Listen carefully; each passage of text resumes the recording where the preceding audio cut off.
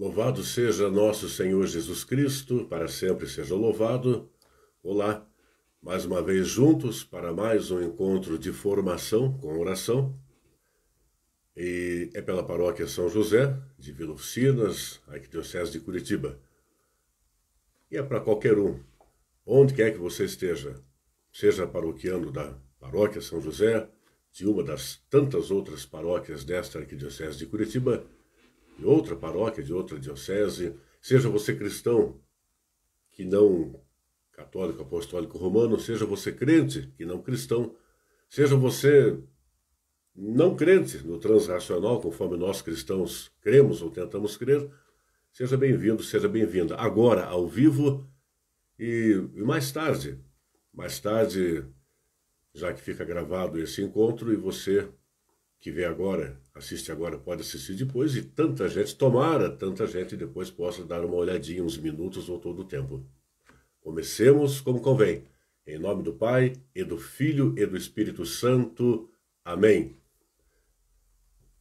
Façamos, como de costume, nossa conversa íntima com o bom Deus. Sempre insisto em algo assim, antes que nós acordemos, tenhamos nosso primeiro pensamento e nosso sentimento, ele já sabe de tudo a nosso respeito. Mas cremos, pela fé cristã, que pela misericórdia divina, pela perfeita misericórdia divina, ele, o bom Deus, gosta quando nós humildemente, ainda que sem palavras, mas em pensamento e em sentimento, nós nos colocamos sem reservas no colo dele, batendo papinho, sem palavras, mas com toda franqueza, algo como, ó bom Deus, hoje eu fiz isso, senti aquilo, pensei aquilo, que não é lá bem compatível com o que se espera de um cristão, mas estou tentando. Hoje melhor que ontem, na expectativa de amanhã melhor que hoje. Então faça isso a intenção, o seu bate-papo, humildemente e sinceramente com o bom Deus, tanto quanto eu estou fazendo quanto falo.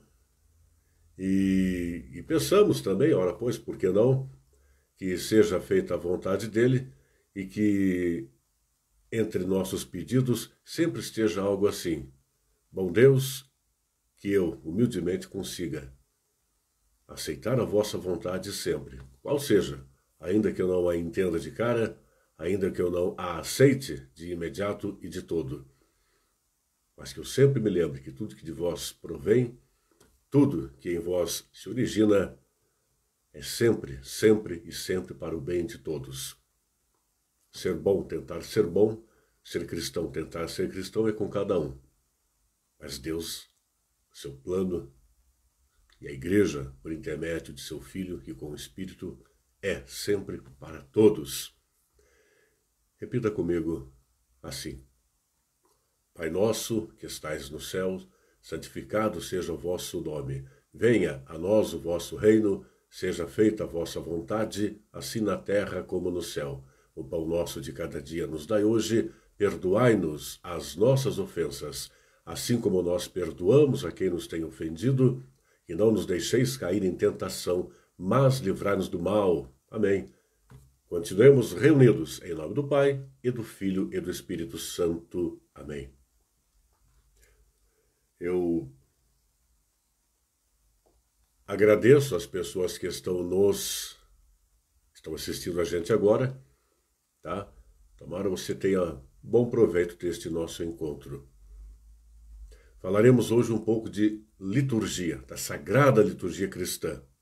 Da Sagrada Liturgia Cristã, essa riqueza inesgotável que a Igreja porta, cuida e dissemina, a Igreja que somos também nós, essa Igreja que também desfruta, e pode e deve, e deveria desfrutar muito e bem, a Sagrada Liturgia Cristã, ou seja, procede do próprio Jesus, está contida nele, está impregnada dele, como dizia eu, para todos. Meu telefone para contato, eventuais sugestões, críticas, discordâncias, perguntas é 99844-8018, 99844-8018, além do Facebook, no qual você pode me encontrar. De vez em quando vou olhar, eu fiz algumas anotações, vou contar só para você. Já na oração do Pai Nosso, eu fiquei aqui com uma oração contida, além das já postas aqui na minha intimidade, algo como que eu não me esqueça, a própria oração do Pai Nosso, como acontece quando da oração da Ave Maria e outras tantas. Lá se vão 2 para 3 meses, quase 3 meses que eu escapei da Covid, mas as falhas de memória continuam firmes comigo aqui. Tomara daqui uns 3, 6 meses desapareça, senão... Mas vamos lá. Então, eu tenho um roteirozinho aqui para essa introdução à Sagrada Liturgia, para que eu não me... Tomara não me traia demais. Eu já vou citar Santo Anselmo. Eu não sou fluente em hebraico, nem em grego e nem em latim. Então, com essa licença, eu digo para você assim. Segundo Santo Anselmo, teologia é fides querens intellectum, ou seja, a fé à procura de intelecção. A fé à busca de intelecção. Intelecção, intelecto, mental, ou seja, a fé à busca, à procura de embasamento. A fé embasada, necessitada de embasamento. Fé, como sempre insisto, fé e oração são sempre muito mais importantes que estudo e formação. Mas estudo e formação são cada vez mais indispensáveis para embasar a fé que se tem. Então, segundo Santo Anselmo, a fé é a fé, a teologia é a fé em busca de intelecção. E nós não estudamos essa área de conhecimento, a teologia impregnada de liturgia, a teologia impregnada de liturgia. Nós não estudamos esta área do conhecimento para vir a buscar uma fé. Nós estudamos essa área do conhecimento, a teologia cristã, impregnada de liturgia cristã, portanto, nós estudamos para alicerçar, para fundamentar a fé que a gente já tem de antemão. Uma fé com a qual a gente convive naturalmente, espontaneamente, desde bercinho, eventualmente influenciados por papai e mamãe, eventualmente por vovô e vovó, ou talvez já depois de adultos por um namorado, um amigo, namorada, noiva, esposa, esposo, irmão de sangue, enfim, alguém, por algum fato marcante que tenha sido propício para que a gente tivesse aquele despertar, saísse do morno e do frio para o calor, digamos assim, típico de quem tem fé. E essa fé que nós possuímos de antemão é como se fosse um dom. Um dom. Aqui eu faço alguns adendos, algumas considerações antes de prosseguirmos propriamente a falar dessa pequenina introdução sobre Sagrada Liturgia. Aliás, é a terceira ou quarta vez que eu falo em introdução à Sagrada Liturgia. Entenda que, sim, nós faremos alguns encontros subsequentes a este para avançarmos nas tratativas, ainda que básicas, sobre Sagrada Liturgia. Lembra comigo, se a fé que a gente cultiva desde o berço, desde piquititicos, ou desde uma fase de juventude, infância, adolescência, ou mesmo na fase adulta, nós começamos a cultivá-la, a desenvolvê-la, se ela é como se fora um dom presente do Espírito Santo, lembra comigo, o que é dom? Dom ou carisma? Dom ou carisma uma habilidade que a gente tem para colocar a serviço do próximo, não necessariamente no âmbito da paróquia, da igreja, da comunidade cristã, mas na sociedade como um todo. Diria até mais, liturgicamente falando, nós tratamos disso de modo indireto em tantos encontros anteriores e o faremos de modo mais direto a partir de hoje por algumas ocasiões. Exatamente por sermos de modo cristão, dentro dos muros, dentro das paredes do templo e dos muros ou dos limites da paróquia, da comunidade cristã, se o fazemos com propriedade, portanto, isso tem que ser disseminado em qualquer lugar onde estejamos, com quem estivermos, qual seja a atividade. Não quer dizer ficar impondo o linguajar cristão, impondo falar de Jesus, falar de Deus e do Espírito. Não, apenas vivendo como quem aceita Jesus, Deus e o Espírito e a Igreja para todos. Mas um dom, ele não é necessariamente algo, digamos assim, usado ou não. Ele pode ser usado ou não, para o bem ou para o oposto do bem. Nós podemos escolher. Tomara que nossos dons e carismas o utilizemos sempre muito para o bem. E o serviço é um dom ou carisma colocado. Nós temos dom ou carisma, temos serviço e ministério. Fazendo esse adendo, já que eu falei que fé é como se fora um dom que nós recebemos do Espírito Santo. Então, dom ou carisma é uma habilidade ou algumas habilidades que a gente tem e que pode usar ou não para o bem ou para o oposto do bem. Quando nós falamos em serviço, então o nosso dom ou carisma está sendo posto a serviço do próximo, no âmbito cristão ou no âmbito secular, social. Por exemplo, no âmbito cristão, alguém coloca o seu dom ou carisma de ser organizado ou organizada, delicado, delicada, na arte de preparar flores naturais ou artificiais para adornar o templo, o espaço celebrativo. E o faz de vez em quando, graciosamente, gratuitamente, não porque não tem salário, gratuitamente porque tem a peculiaridade, o predicado da gratuidade. Faz sem esperar nada em troca, que não seja apenas dispor-se em tempo e em dedicação em benefício de terceiros, conheça-os ou não. Então, um serviço ou é quando nós colocamos um dom ou um carisma nosso a serviço do próximo, de modo um tanto quanto informal, porém sério e organizado. Mas tem o ministério.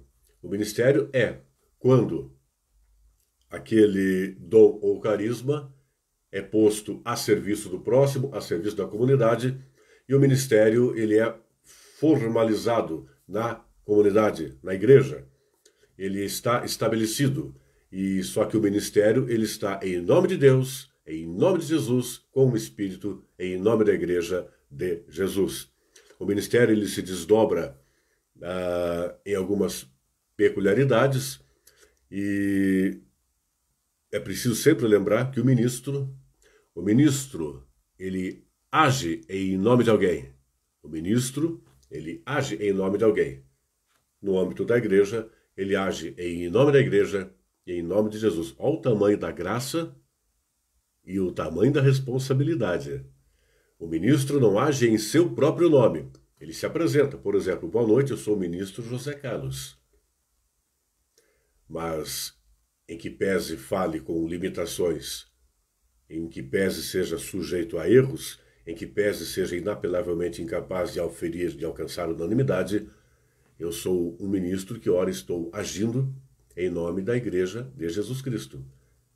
Lotado ou paroquiano na paróquia São José de Vila Oficinas, no bairro Cajuru, setor pastoral Cajuru, e falo, se não neste minuto exatamente, mas em outras ocasiões, falo enquanto ministro formador em nome de toda a Arquidiocese de Curitiba.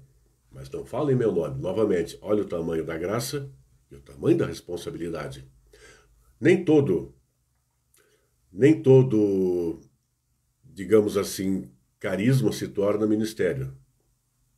Mas se torna ministério quando é um serviço bem definido, ocorre na comunidade ou num outro local, tal como dizia, se feito a contento com a ética cristã, respeitando regimentos, regulamentos, e é feito com estabilidade e responsabilidade.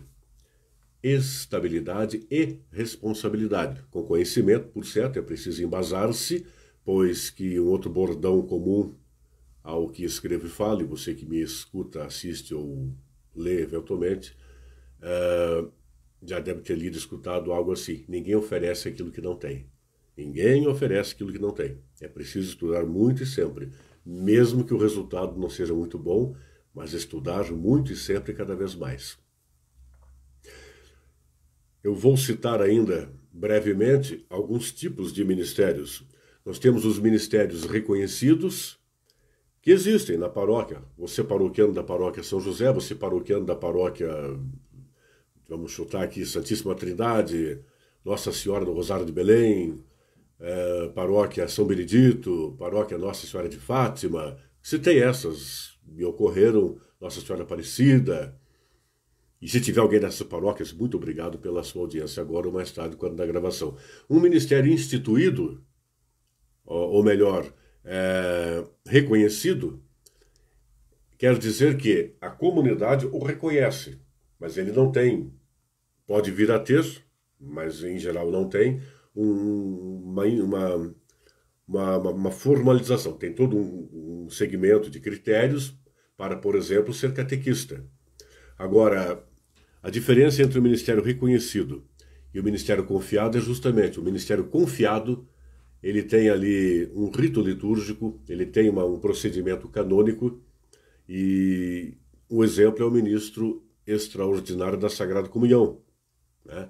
Que, quando devidamente formado, bem formado, ele, dentre outras, ele é o ministro também da celebração da palavra, o ministro da palavra, ministro das exéquias.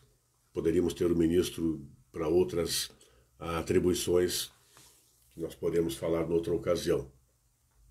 Temos o ministério também instituído. O instituído são os ministérios permanentes. Os dois anteriores, eles são normalmente temporários por um tempo certo. Seja o exemplo que eu dei do catequista, que é um ministério reconhecido, seja o ministério confiado, o MESC que eu citei, que tem um rito litúrgico e tal, mas nos dois casos, normalmente são ministérios que não são definitivos. A pessoa começa com alguma preparação, tem as preparações permanentes, a chamada formação permanente, mas mesmo assim, por característica, esses dois ministérios, o reconhecido e o confiado, eles não são permanentes. Agora tem o instituído, esse tende a ser permanente, tem um rito litúrgico, a norma canônica, o procedimento canônico, exemplos são os acólitos. E temos, evidentemente, o ministério ordenado.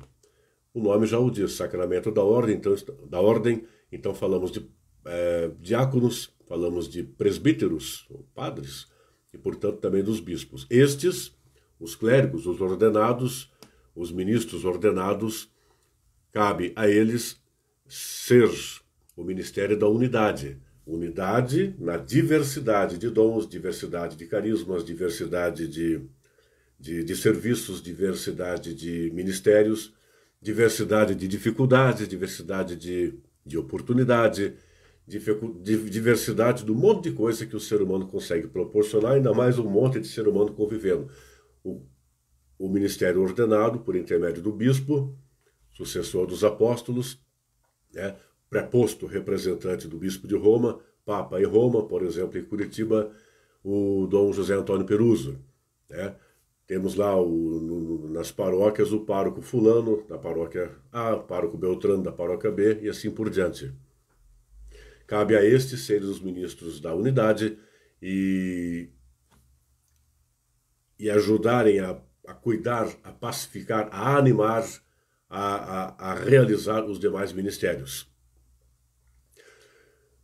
Eu mais uma vez agradeço quem está com a gente aqui nessa live de hoje. O que mais eu quero comentar com você? Ainda, a fé é o ponto de partida da teologia, mas nunca pode ser o seu ponto único.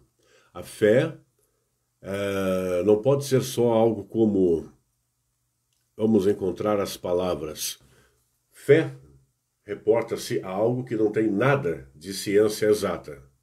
Nada parecido com o que seria a matemática, por exemplo. Fé não tem nada de ciência exata. Porém, fé não é nada... Não é nada adequado dizer que fé é algo absolutamente abstrato. Não, não é. Fé é algo extremamente consistente. Por isso, novamente, é preciso estudar a própria fé que se tem e caminhar junto com os demais que têm fé também. E alguém já disse, eu estou dando uma coladinha que eu já ia esquecendo, mas alguém já disse que grandes teólogos se fazem com uma fé viva. Então, fé não é ciência exata, mas não é algo meramente abstrato. Fé é algo que é vivo. E os teólogos, os graduados em teologia, os especializados ou com pós-graduação em teologia, os com mestrado em teologia, os com doutorado em teologia, melhor o são se dotados de fé e uma fé viva, que tem tudo a ver com a sagrada liturgia cristã. Como em todas as áreas do saber e do viver, tem o joio e o trigo, tem os mais qualificados e menos adequados, os mais perseverantes e menos, assim por diante. Não é diferente entre os teólogos, não é diferente entre os teólogos. Isso é da nossa humanidade. E não é preciso ser teólogo graduado, não é preciso ser graduado em teologia para se ter, cultivar e desfrutar e partilhar de uma fé viva. Eu lhe pergunto, o que é uma fé viva? Pensa comigo. Pensa, o que é uma fé viva? Uma fé viva é uma fé litúrgica. Uma fé viva é uma fé litúrgica. Porque antes de ser... Eu vou citar uma frase aqui da Aimee Georges Martimot. Ela disse, abre aspas, antes de ser objeto de estudo, a liturgia é vida. A liturgia é o alicerce e a referência. A liturgia é o alicerce e a referência última, ou seja, determinante para o exercício da nossa própria vida, a liturgia. Para a vivência da nossa fé e, portanto, é também para a nossa reflexão teológica. A liturgia é o alicerce para tudo isso. E essa liturgia só pode ser alicerce para as nossas reflexões, nossos conhecimentos, nossas tratativas quanto à teologia, se nós tivermos a já citada fé, e uma fé viva. O Edward Hugon, eu citei algumas pessoas que são, por óbvio, liturgistas reconhecidos, tá? E, eventualmente, a gente pode repassar para quem perguntar depois alguns escritos desses autores. Mas do Eduardo Hugon eu gravei aqui, eu anotei, eu gosto muito dessa frase dele, e ele falou essa frase também a respeito do Santo Rosário, tá? O Eduardo Hugon disse que o Santo Rosário, e em especial a Sagrada Liturgia Cristã, liturgia é a teologia que reza. Liturgia é a teologia que reza. Então, a teologia deve ser litúrgica, deve rezar e deve alimentar-se da fé. A teologia cristã deve ser litúrgica, deve ser pela oração e deve se alimentar pela fé. Mais uma vez, eu olho aqui porque, para variar, eu estou olhando na câmera e boto para cá o meu... Tá o Facebook aberto aqui. E eu de vez em quando olho para ver se minha cara está se mexendo ainda. Não tem ninguém dizendo, você está quieto aí e tal. Agora eu pergunto para você o que é teologia. Nós estamos falando de sagrada liturgia, eu estou falando bastante também de teologia. Olha o que eu tenho na mão, esse rapazola amarelinho, que de vez em quando eu pego para mostrar para você. Até aqui espero que nessas poucas palavras, desses minutos, tudo que eu tenha dito, no meu jeito simplório, eu procuro sempre simplificar ao máximo a fala, para não falar em tom professoral, porque de repente pode entediar. Então, em tom bem simplório, eu espero ter dito até aqui coisas que estejam contidas aqui, também neste livro, não somente neste rapaz chamado Catecismo da Igreja Católica. Mas eu te pergunto de novo, o que é teologia? Eu vou ler para você. Eu separei aqui o 94, o parágrafo 94, e diz para nós o que é teologia. Deixa eu tirar esse negócio da frente aqui. Graças à assistência do Espírito Santo, a compreensão tanto das realidades como das palavras do depósito da fé pode crescer na vida da Igreja.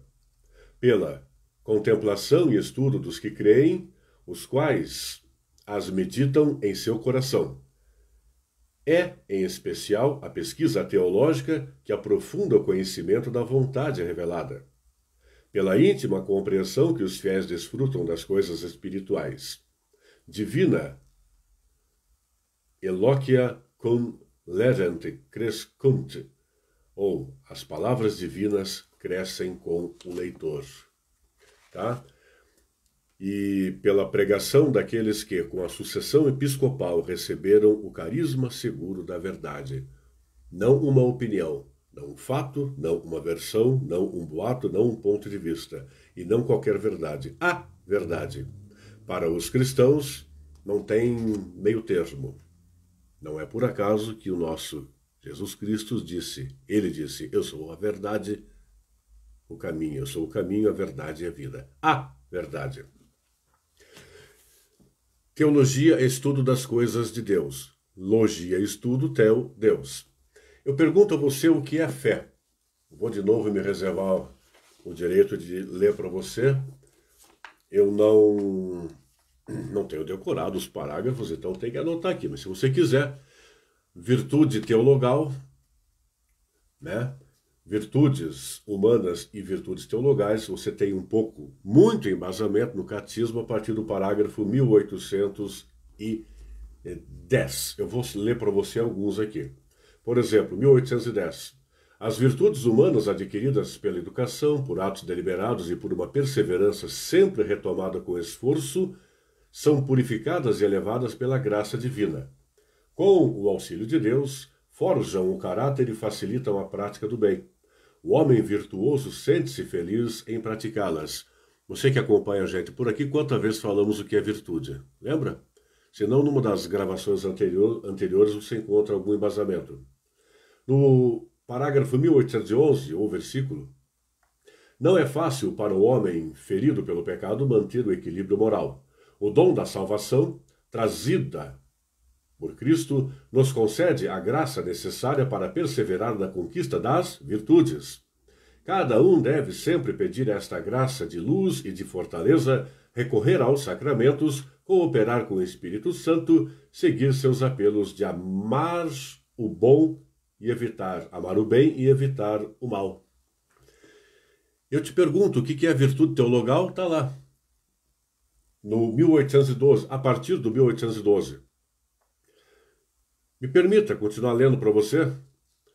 E se você é habitual leitor do catecismo, por favor, tenha paciência comigo. E se você não é, tomara que você fique curioso e curiosa e finalmente pense, caramba, eu acho que eu vou ler esse tal de catecismo da Igreja Católica, que deveria ser livro de... Aliás, é livro de cabeceira, livro de bolso, livro de consulta diária para qualquer católico, né? E se não é, nunca é tarde para começar a ser, tá? Aqui está a doutrina da Igreja Duomilenar de Jesus Cristo explicada, tá? Mas as virtudes teologais está lá, no 1812 do Catecismo. As virtudes humanas se fundam nas virtudes teologais que adaptam as faculdades do homem para que possa participar da natureza divina. Olha que bonito! Para que nós possamos participar da natureza divina. Pois as virtudes teologais se referem diretamente a Deus, dispõem os cristãos a viver em relação com a Santíssima Trindade e têm a Deus uno e trino por origem, motivo e objeto. Elas fundamentam, animam e caracterizam o agir moral da gente. Aqui eu já dei uma mudada no linguajar, tá? Mas a essência está mantida. Informam e vivificam todas as virtudes morais. São infundidas por Deus na alma dos fiéis para torná-los capazes de agir como seus filhos e merecer a vida eterna. São o penhor da presença e da ação do Espírito Santo nas faculdades do ser humano. E são 3 as virtudes teologais. Fé, esperança e amor. Amor também chamado caridade. Fé, esperança e amor. Nós eventualmente falamos delas por aí, em outros encontros, nessa formação online, mas vamos ler um parágrafo, um versículo que fala da fé, que eu perguntei para você há pouco o que é. O que é fé? A fé, segundo o parágrafo 1814 do Catecismo da Igreja Católica, a fé é a virtude teologal pela qual cremos em Deus e em tudo que nos disse e revelou, e que a Santa Igreja nos propõe para crer, porque Ele é a própria verdade. Pela fé, o homem livremente se entrega todo a Deus. Por isso, o fiel procura conhecer e fazer a vontade de Deus. O justo viverá da fé. Segundo Romanos, capítulo 1, versículo 17. A fé viva age pela caridade. A fé viva age pela caridade. Age pela caridade está entre aspas, pois que está lá em Gálatas, capítulo 5, versículo 6. Eu há pouco falava em fé viva, sem me lembrar que estava citando um versículo bíblico do Antigo Testamento.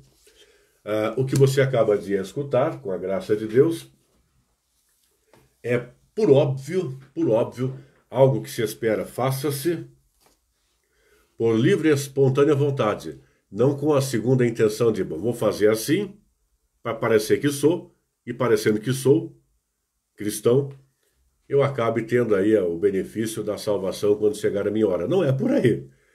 É algo com gratuidade, para usar essa expressão de novo, com espontaneidade, algo como não chantagem, não barganha com o próprio Deus, ele não vai se prestar a esse tipo de coisa, algo como sou pecador, não acerto todas, tenho minhas tentações, mas que com minha mais profunda intimidade, Deus perceba que eu tento ser cada vez mais compatível com o que se espera de um crente nele ou dele. Tem um provérbio, mais uma anotação que eu coloquei aqui, e mais uma vez obrigado a quem está acompanhando a gente, obrigado mesmo. Um provérbio antigo latino diz, eu vou me atrever ao latim de novo, quem é fluente no latim, se está assistindo agora ou depois, dê risada à vontade, tá? Mas um provérbio latino diz, há muito tempo, Ledem credent, lex statuat, supplicant. Traduzindo, a norma da oração estabeleça a norma da fé. A norma da oração estabeleça a norma da fé. Então, a fé da igreja é estabelecida pela sua oração. A fé da igreja de Jesus Cristo é estabelecida pela sua oração. Pela oração de todos que se fazem igreja. Não estou falando do padre, do bispo, do papa, do diácono, da freira. Estou falando deles, de todos eles, e de nós leigos também. Todos somos igreja. Então, a fé da igreja, que somos também nós, com todas as nossas mazelas, mas com todas as nossas possibilidades, nossas potencialidades, é a oração da gente, que ajuda a estabelecer a fé da igreja. E liturgia é isto. Liturgia é a oração e o culto público e oficial da igreja. É o principal meio, mas não o único, pelo qual a gente vive de glorificar a Deus. A liturgia é o principal meio, mas não é o único, pelo qual a gente, enquanto cristão, vive de glorificar a Deus e conforme glorifiquemos a Deus sinceramente, abnegadamente, conforme nós glorificamos a Deus, repito, amavelmente, amorosamente, sinceramente, sem esperar absolutamente nada em troca, no sentido de barganha, permuta, chantagem, quanto mais nós o glorificamos, liturgicamente, ou glorificamos, honestamente, mais nós nos santificamos, apesar de pecadores. Liturgia somos nós, glorificando a Deus, e Ele de lá nos santificando. De lá sempre tem honestidade, a honestidade perfeita. A perfeita honestidade está por lá, de lá provém. Mas conforme nós, ainda que humanamente limitados, falíveis, nós o glorificamos, não com palavras. Glória a Deus, aleluia, amém, hosana nas alturas, em nome de Jesus. Isso até qualquer um faz. Mas conforme nós glorificamos a Ele com o nosso testemunho de vida, sem precisarmos buscar testemunhas, fazer selfie, fotos e vídeos para colocar por aí, não precisamos aparecer, não precisamos nos mostrar àquele que nos vê na nossa intimidade sempre, por mais escondidos que nos coloquemos quanta vez. Então, liturgicamente, quanto mais nós o glorificamos, honestamente, mais Ele nos santifica, insisto, apesar de pecadores. Liturgia é também o grande memorial do mistério de Cristo e, em particular, a sua Páscoa, especialmente na celebração da Santa Missa, o santo sacrifício do Senhor, onde renova-se, onde atualiza-se o sacrifício, agora de modo incruento, daquilo que se passou lá no Calvário há 2000 anos. Sacrifício incruento. Eu falei há pouco algumas palavras que usarei para concluir o nosso encontro daqui a pouco a título de breves considerações para hoje e para o que há de vir nas nossas próximas atividades formativas. Sagrada Liturgia ainda, a gente pode dizer dela que toda a piedade cristã tende à liturgia, que, como eu dizia, não é o tudo da igreja, mas é o centro de tudo. De tal modo que, segundo o Concílio Vaticano II, na Constituição Dogmática Sacrosanctum Concilium, que trata da Sagrada Liturgia, ela está aqui. Ela não é tudo isso, tá? Aqui estão todos os documentos. Essa é a totalidade dos documentos do Concílio Ecumênico Vaticano II. Dentro dos documentos está a Sacrosanctum Concilium, que eu não vou citar, não vou citar muito além disso hoje, mas estará presente aqui na minha mão e nós vamos partilhar a respeito nos próximos encontros, tá? E eu espero que, tanto como falei do catecismo agora há pouco, da mesma forma, tudo de que tratei até aqui condiga com o que está aqui. Magistério da Igreja, documento oficial da Igreja. Mas aqui é recomendado, se eu não me engano, no parágrafo 16 da Sacrosanctum Concilium, que as faculdades de teologia devem ter como principal disciplina a liturgia. Todas as disciplinas, não menos importantes, mas todas as disciplinas devem convergir à Sagrada Liturgia. Aqui eu faço um adendo perigoso, mas oportuno para fins de quem gosta de se inquietar, se preocupar e fazer uma oração e praticar algo em prol de melhorias conforme suas possibilidades. Dentre os cursos que eu andei fazendo por aí ao longo da vida, inclusive em faculdades, uma delas a teologia, a graduação em teologia. E eu propositalmente, Deus sabe quanto foi uma oportunidade, um desafio, quando eu fiz uma graduação em teologia com o corpo docente majoritariamente formado por teólogos, mestres e doutores não católicos. Mais que isso, alguns não apenas não católicos, como anticatólicos.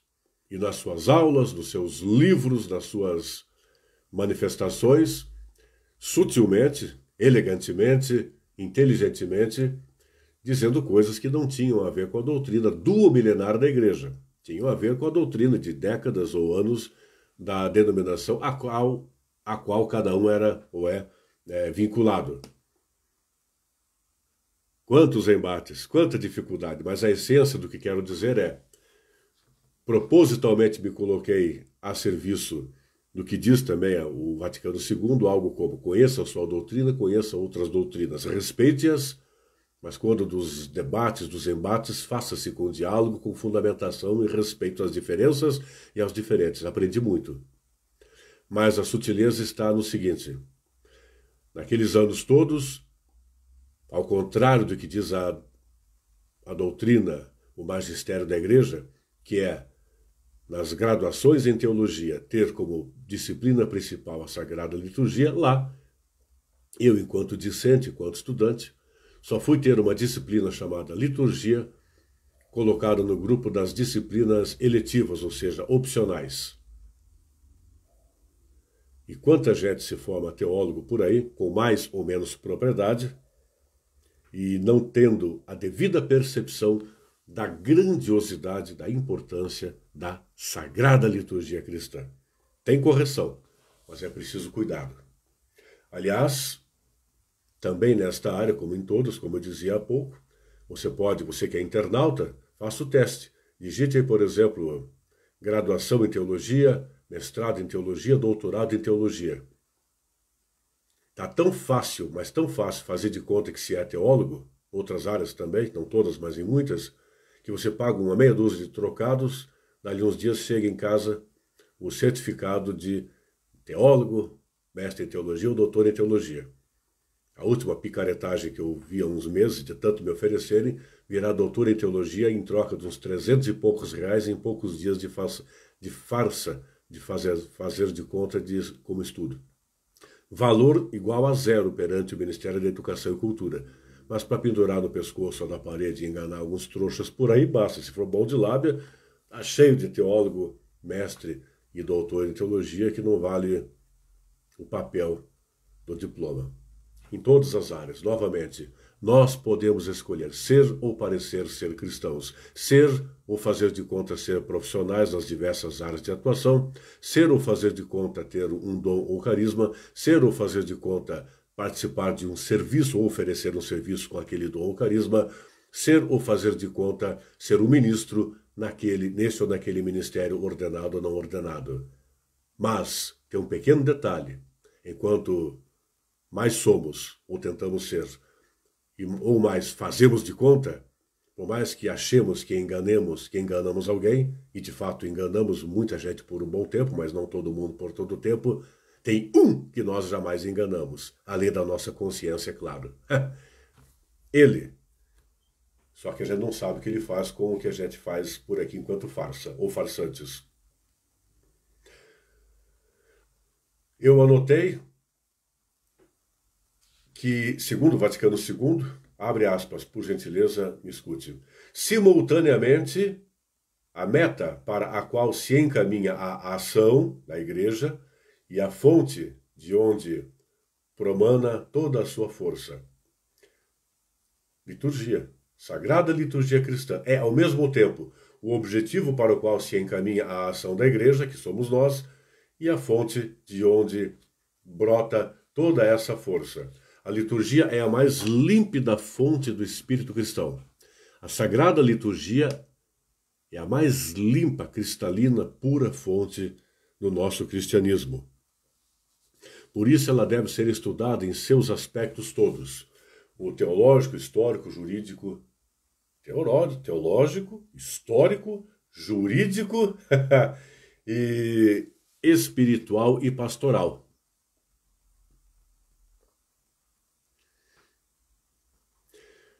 Eu quero fazer algumas considerações e mais uma vez agradecendo a quem se atreve a estar escutando ou assistindo a gente aqui. De coração mesmo, obrigado, tá? Eu vou assumir mais um risco. Essa formação católica, veja lá, o diácono Alex não é das pessoas tidas por mais simpáticas da paróquia.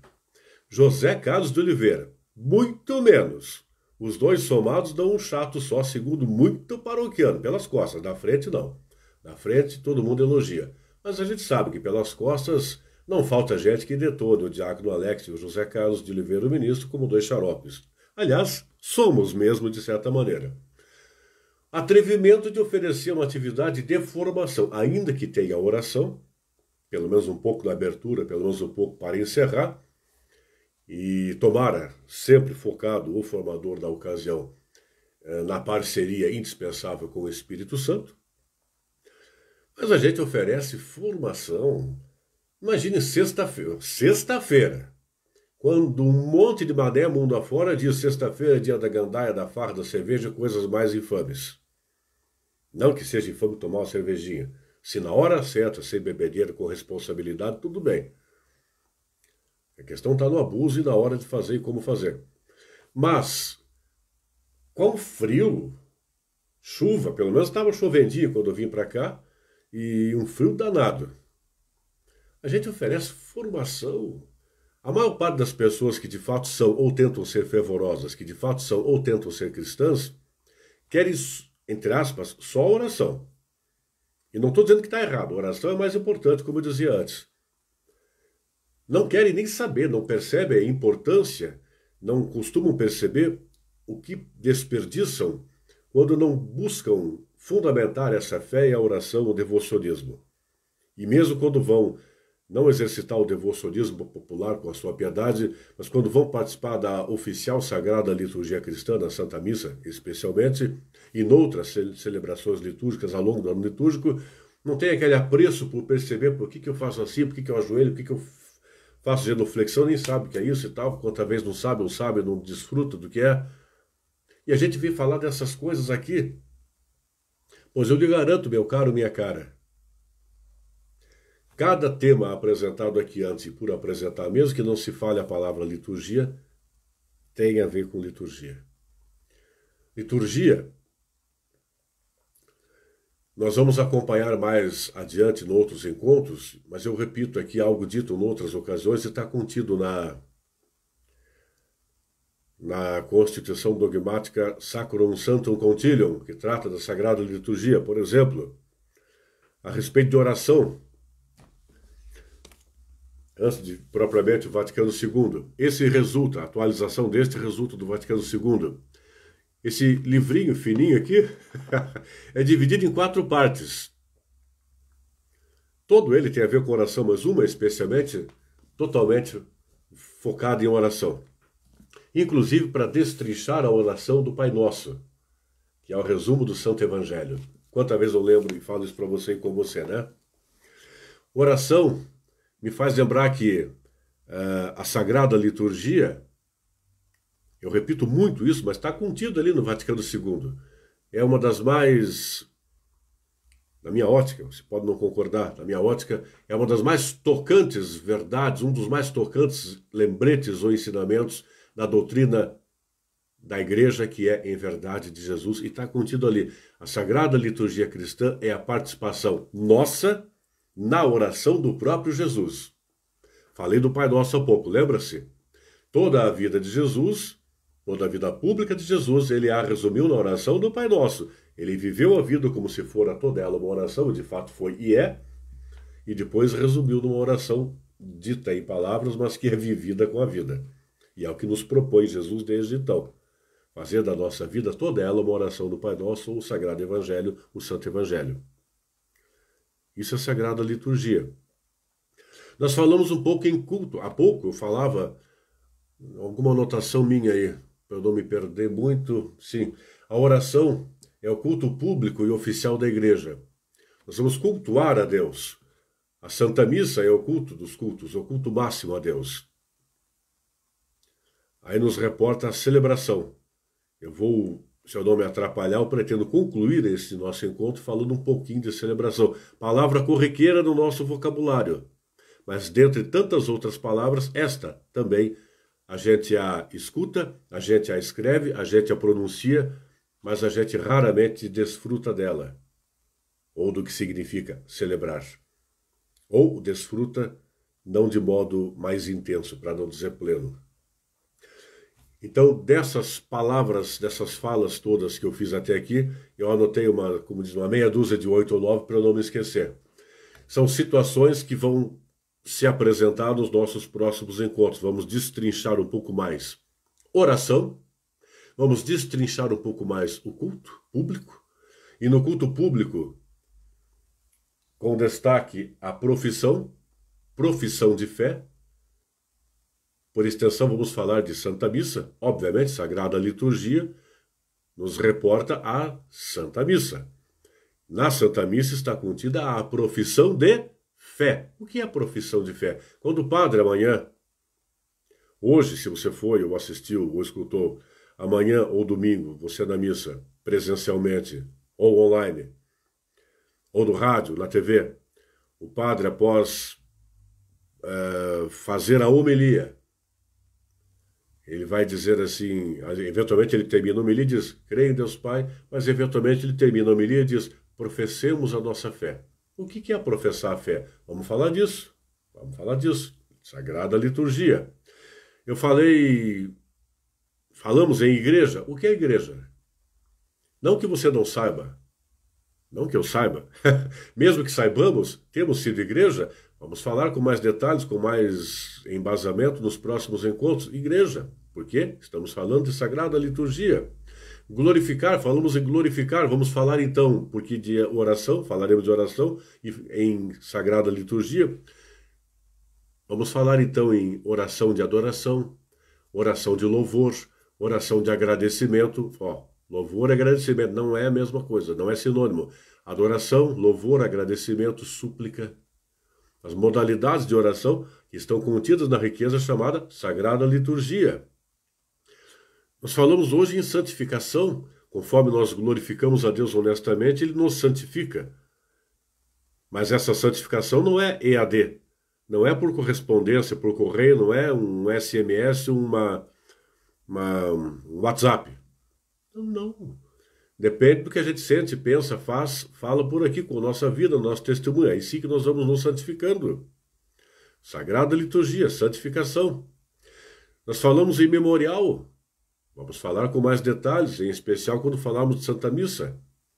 Você, quando for à missa domingo, você vai, pelo menos com o seu corpo, vai estar presente onde se está a fazer o memorial de Jesus Cristo, participar do memorial de Jesus Cristo. Participar só com o corpo, participar concretamente como celebrante. Páscoa, vamos falar, por óbvio disso, falamos há pouco eu citei que era a atualização, o sacrifício incruento, a renovação do sacrifício incruento de Jesus lá no Calvário há 2000 anos. Incruento porque sem sangue. Mas o sacrifício, algo difícil, Jesus sacrificou-se por toda a humanidade de todos os tempos. Mas sacrifício também é um serviço, um ofício sagrado. Vamos detalhar nos próximos encontros algo a respeito. Eu quero caminhar para concluir dizendo duas coisas. A primeira delas, quero falar brevemente de ação e atitude, de prática e praxis. Brevemente, pois que também vamos destrinchar isso, e daí vamos concluir falando em celebrar. Nem me lembro em que momento, em que contexto, mas hoje eu falei algo como liturgia é a ação da igreja, liturgia é nossa ação no dia a dia, no cotidiano pastoral, no cotidiano secular, no cotidiano familiar. É a nossa ação. Certíssimo, pois que liturgia, dizem os livros básicos de liturgia, dizem as apostilas e cursos básicos de liturgia, que liturgia não é teoria. Ela tem teoria, nós estamos passando teoria aqui. Mas liturgia extrapola em muita teoria. Ela não pode se reduzir à teoria. Se for só teoria, não é nada de compreensão aí. Se a gente resumir-se a ficar na teoria de liturgia, pode virar até formador de liturgia, mas é um charlatão em liturgia. Pois que liturgia é ação, é prática, é mão na massa. Tá? Mas é mais que ação, é atitude. Esse trocadilho vira e mexe eu faço. A ação é algo como, eu tenho a ação de sentar-me sobre a cadeira. A gente já sabe, por aprendizado, que se vê uma cadeira, um banco, um sofá, você senta sobre. Isso é ação. Mas a atitude é algo como, eu fiz aqui torto, a ação você senta bem de qualquer jeito. Mas se você tem a atitude, você tenta fazer um ângulo reto com a sua coluna vertebral, porque é mais saudável, mais confortável, algo que eu espero ter feito ao longo desse tempo todo. Tá? Por ação, a gente faz algo. Mas com atitude, a gente entende mais e melhor por que faz aquele algo e tem um propósito concreto e razoável para fazer aquele algo. Qual seja, dentro da comunidade religiosa, no âmbito do estudo, do trabalho familiar, do voluntariado e tal. A ação, muitas vezes, a gente faz como se for um autômato, um robô, que faz por repetição, aprende por repetição, o que não é por si errado, mas não necessariamente o faz por conscientização. Muita gente, e muitas vezes a gente, faz algo bom e bem por mera ação, mas sem a devida compreensão do porquê faz aquilo. Algo como, eu separo o lixo reciclável do lixo não reciclável. Uma belíssima ação. Mas se eu não me aprofundar, eu não tenho a compreensão de que, mais que separar o lixo reciclável do não reciclável, eu ajudo a manter a criação de Deus, o planeta, tudo que está por aí. Eu deixo de ser mais um cúmplice no lento, gradual e, lamentavelmente, pelo que se nota, irreversível assassinato do planeta por parte, inclusive, dos cristãos. É um exemplo que me ocorreu agora. Então, por atitude, eu compreendo o porquê faço ou não faço algo. Eu tenho um compromisso com a causa do fazer ou tentar fazer da melhor maneira e o propósito é concreto e tem a ver com ser cristão. Pode ser outra área, não precisa ser essa que eu exemplifiquei. Tá?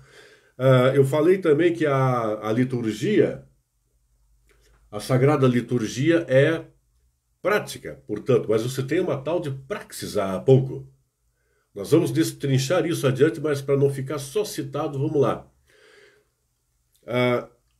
Mais que fazer da mera ação, a atitude é sempre muito mais que apenas ação. Portanto, a prática, o pôr mãos à obra, ela entenda o compromisso, o comprometimento e a compreensão para que haja o compromisso e o comprometimento. É evidente que quando a gente entende algo, a gente estuda algo, a gente aprende algo, a gente não é obrigado a se compromissar com esse algo. Pelo contrário, às vezes você faz com prazer, com qualidade, algo. Mas de repente você, conforme estuda e aprende, se conscientiza daquilo que você até então fazia, opa, mas não é por aí. Isso não me apetece. Sem querer, eu não estava indo de acordo com o que entendo melhor e ético e correto. É meu direito não continuar assim, eu paro. Mas, se você fazia sem a devida compreensão, sem o devido conhecimento, sem o devido comprometimento, e conforme estude e aprenda, você confirma que até então fazia certo, mas agora fará ainda mais certo, com mais compromisso, mais conteúdo e mais proveito, então você está sendo, eu ia falar vítima, mas não, você está sendo beneficiário dessa coisinha chamada praxis, pois a ação evolui para a atitude, a prática com a ação é razoável, pode ser razoável no máximo, pode ser boa até, muito boa, mas a ação evoluída para a atitude, e esta impregnando as práticas da gente comportamentais, todas elas, a gente vai transformar a nós mesmos. Nós vamos nos transformar crescentemente com a praxis. Ela envolve compromisso e não conformismo. A praxis, aliás, ironicamente, é uma expressão cunhada por algumas pessoas há algum tempo atrás, um tempão atrás, e dentre outros um ateu, do qual a gente falou outra hora, mas não importa.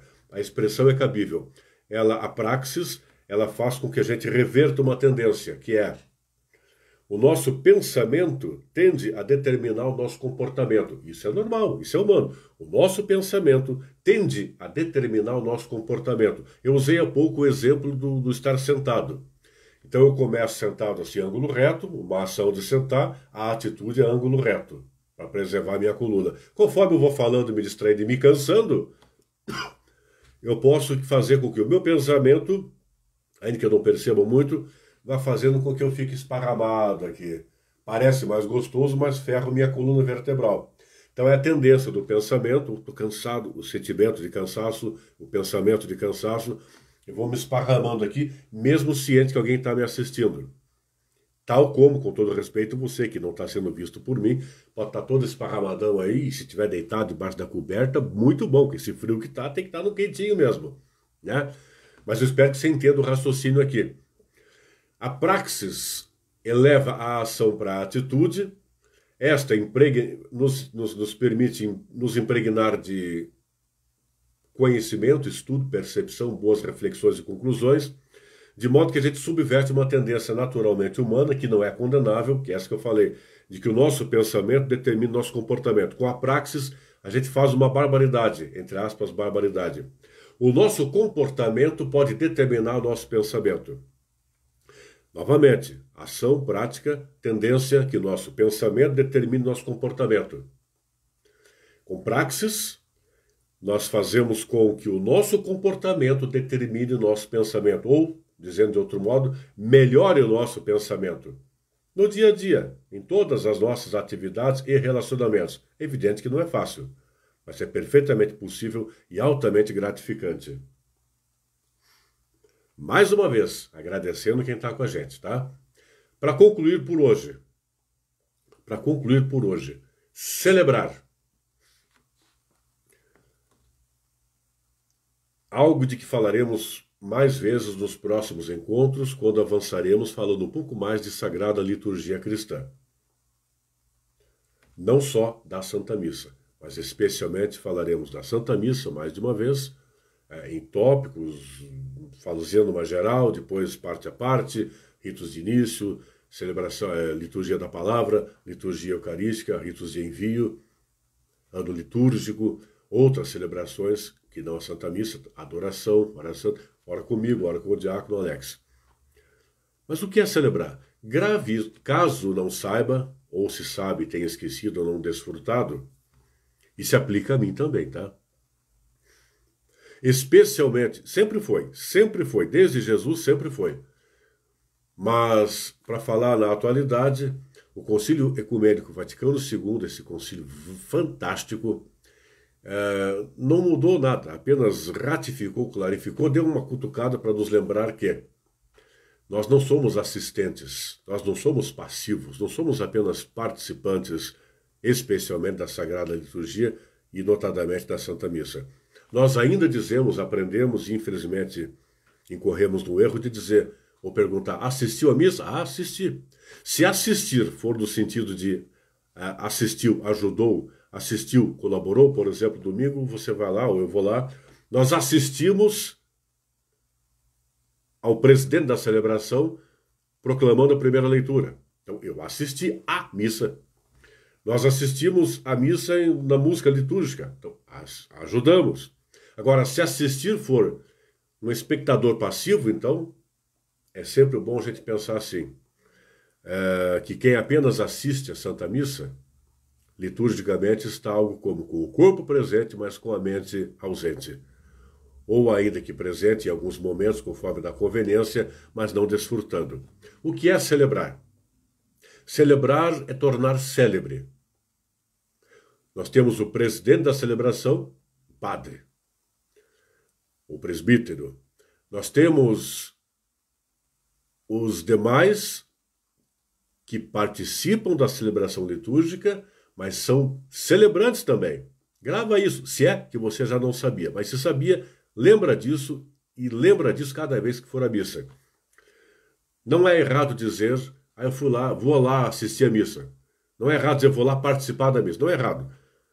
Mas que bom seria se você passasse a mentalizar. Não precisa dizer, por aí, mas se você passasse a mentalizar e sentir assim, hoje eu vou participar da celebração da missa. Se você disser, hoje eu vou celebrar a missa, alguém vai achar que você vai dar uma de padre lá.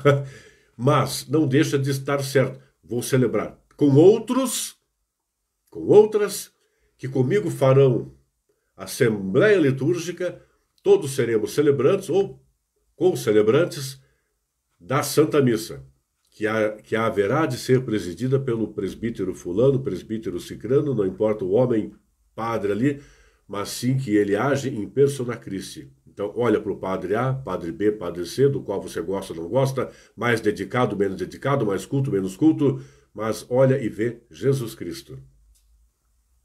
E ao redor dele, você, eu e tantos quantos tentem, perseverem e consigam, como se fôramos um daqueles 12 naquela quinta-feira santa. De preferência, um daqueles 11, tá? Tinha um vagabundo no meio, um canalha no meio lá, um picareta, como diria lá o padre Humberto, ele diria pior que isso, que andou pisando no tomate, né? Celebrar é tornar célebre. Quantas vezes a gente vai participar da festa das festas entediado? Ou se entedia por lá? Eu não estou falando de você apenas, estou me incluindo, tá? Mas que bom que a gente consiga mentalizar cada vez mais, compreendendo a Sagrada Liturgia assim. Não só da Santa Missa, mas especialmente dela. Que oportunidade poder ir todo dia, ou uma vez por semana, ou de vez em quando, e com a pandemia tem que ver todo esse contexto de fazer online, rádio, televisão, e quando possível presencialmente, e logo, logo, se Deus quiser, Ele vai de querer, voltaremos a ter a vida presencial normalizada com os devidos cuidados. Que graça, que honra ir participar da festa máxima de todas as festas, a qual chamamos Santa Missa, e lá celebrar. Celebrar, fazer festa, tornar célebre aquele momento. Não vou me estender mais a respeito de celebração, pois que, como dito mais de vez hoje, falaremos a respeito. Eu agradeço a você, agradeço a cada um de vocês que se dedicaram a ficar por essa horinha aqui. Tá? É uma atividade simples, você que hoje ou outras vezes participou, se é a primeira vez, saiba que não tem produção nenhuma. Quando é o Diácono Alex, ele liga a câmerazinha aí e começa a falar, desliga. Quando é o Zé Carlos, o ministro aqui, liga a câmerazinha e começa a falar. Não tem, você percebe, nenhuma preparação. No meu caso, principalmente, sempre tem umas atrapalhadas no começo e no final. Acho que não me atrapalhei tanto no começo, queira Deus, né? E a gente não fica de frescura, fala o recado que entende que tem que dar. A gente ora primeiro para falar ao máximo com alguma propriedade. A gente simplifica ao máximo o linguajar para que seja acessível às pessoas. E tomara, se não todos, alguns, tomara inclusive você, tenho mais proveito que desperdício de tempo. Tenho mais sentimento de que valeu a pena ter estado junto do que de perda de tempo, tá bom? Obrigado mesmo pela sua participação hoje. Depois eu vou olhar ali se teve pergunta, algum comentário, alguma crítica. Se não, como dizia na abertura, o WhatsApp 998448018, fique à vontade para participar. A gente acolhe de muito bom grado também as críticas, as discordâncias, sugestões e tal. Vamos fazer uma oração para encerrar. Nós iniciamos com a oração do Pai Nosso, concluamos com a oração da Ave Maria. Se entre vocês há alguém que seja um cristão dessas denominações divergentes que, inclusive, não aceitam Nossa Senhora como ela é concebida por nós cristãos católicos desde os 2000 anos, desde a igreja iniciada lá atrás por Jesus, a gente respeita o seu modo de crer, mas a gente conta com o seu respeito para com o nosso modo de crer. A Mãezinha do Céu, Nossa Senhora, ela é personagem indispensável no plano de Deus para todos nós. Como sempre insisto, é Jesus o medianeiro. Aliás, não insisto, só repito. Jesus é este, sim, o único intercessor, o único medianeiro. Nossa Senhora é a nossa intercessora maior junto a Jesus. Ela não faz o milagre, nenhum santo faz o milagre. Mas é um grande barato, um grande milagre. A nossa devoção a este ou aquele santo é um grande barato, um grande milagre. A nossa sincera devoção à Mãezinha do Céu. Tá? Enquanto isso, faça aí mais algum pedido, um agradecimento. Eu vou falar em alta voz. É cabível que na nossa limitação, mas na nossa sinceridade, nós lembremos desse quase 500 mil de pessoas que perderam a vida. Só no Brasil, quase 500 mil de pessoas perderam a vida para a Covid. Tudo bem que toda hora todo mundo está arriscado a morrer e vai morrer por alguma outra razão, um outro motivo, uma outra circunstância, outra doença, mas a Covid matou muita gente que talvez em um contexto melhor não teria morrido. Eu perdi gente que eu amava, amo, você também, provavelmente, perdi gente que eu gostava muito, conhecidos e mesmo que estranhos. Quantas vezes é triste você perceber que alguém morreu por um motivo que normalmente não deveria ter acontecido. Então vamos solidários fazer essa oração também pelas almas dos que se foram, pelas vidas dos que ora estão entubados, pelas vidas dos que ora estão com aquela traqueostomia ou de uma outra maneira internados em UTI ou enfermaria, ou mesmo reclusos em casa, lutando para manter a vida com ajuda, para manter a vida e vencer a Covid. E especialmente pelos enlutados, familiares e amigos desses cerca de quase 500 mil de falecidos pela Covid. E por outras doenças tantas e outros motivos tais. E celebramos a vida, celebremos a vida, celebremos a vida. Sejamos gratos a Deus, pois que continuamos vivos, qual seja a sua idade, qual seja a sua dificuldade ou as suas dificuldades. Jamais reclame de manhã, jamais reclame à noite quando for deitar, jamais reclame quando for orar sozinho, em comunidade e na igreja. Agradeça sempre.